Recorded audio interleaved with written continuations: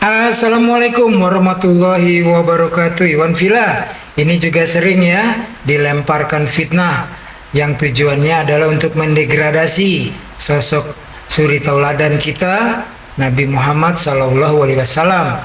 Dikatakan Nabi yang umi sehingga umatnya pada bahlul semua. Ya, itu tidak benar. Nah, kita kalau mau jawab singkat ini cukup nih. Umi saja kalian fitnah. Bagaimana kalau Nabi Muhammad SAW bisa baca dan tulis?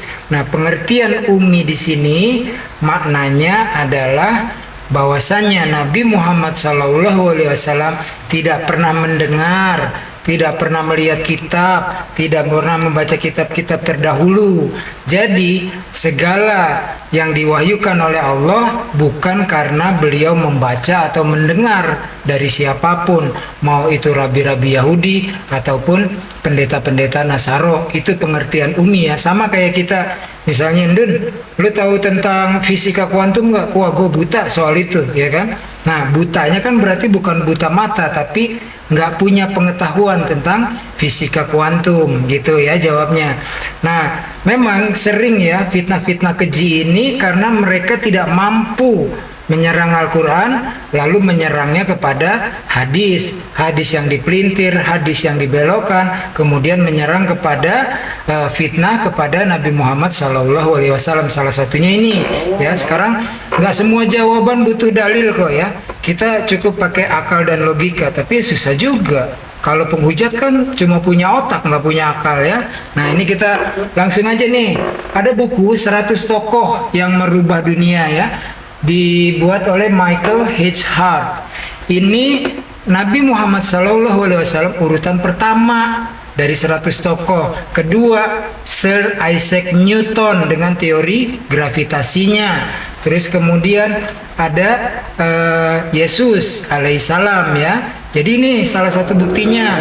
Terus kemudian kalau mau kita pakai balik yang kasar begini, kalau mereka menghujat kita stop, nggak mau juga, makin tambah menjadi-jadi, bilang begini, bukankah kitabmu mengajarkan kasihilah musuhmu, berkatilah dan doakan bahkan untuk musuh ya.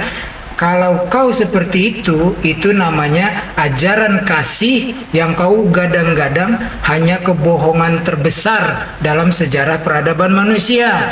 Baik, sekarang kalau kita mau balik, setiap fitnahan kepada Islam, Bible pasang badan, tenang teman-teman. Petrus dan Yohanes kan yang dikatakan menulis Gospel Yohanes, padahal bukan ya. Ini Petrus dan Yohanes itu disebutnya apa? Idiotai atau illiterate bahasa Inggrisnya ya.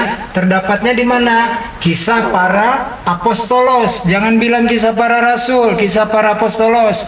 Kembalikan mereka kepada habitatnya. Udah minjem digeser makna lagi ya. Kisah para apostolos 4 nomor 13. Nih kita baca ya.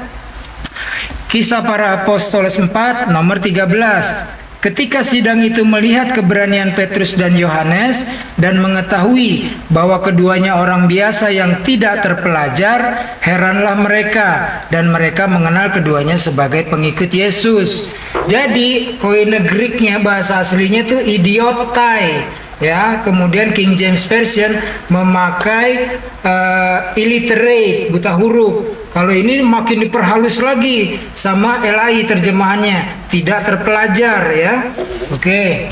Terus kemudian Nabi Muhammad SAW memanggil 60 sampai 65 orang para sahabat beliau SAW untuk menyalin di media tulis ketika beliau SAW menerima wahyu firman Allah ya. Sementara dalam kasusnya Yesus alaihissalam tidak pernah menyuruh murid-muridnya untuk menulis. Nanti yang menulis siapa? Pengarang-pengarang gospel dengan bahasanya bukan lagi Aramaik, bahasa sehari-hari Yesus alaihissalam, tetapi bahasanya adalah bahasa koine Greek ya. Oke, saya kira gitu aja, simple, nggak perlu semuanya pakai dalil. Thank you. Wabillahi taufiq wal hidayah. Wassalamualaikum warahmatullahi wabarakatuh.